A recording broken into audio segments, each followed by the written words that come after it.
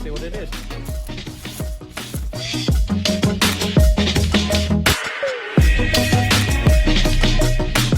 So that was pretty well packed. It looks pretty good. Looks pretty good. You know, the silver is going to stay. So we'll get that on the bike later.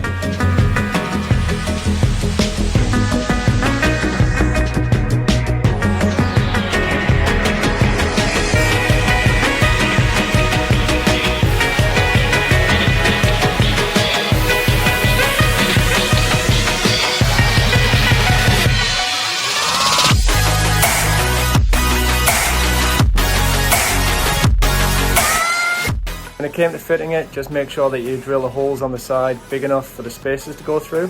Other than that, there's no problems. It's a real solid rack and I'm really happy with it. Thanks very much 3D Moto.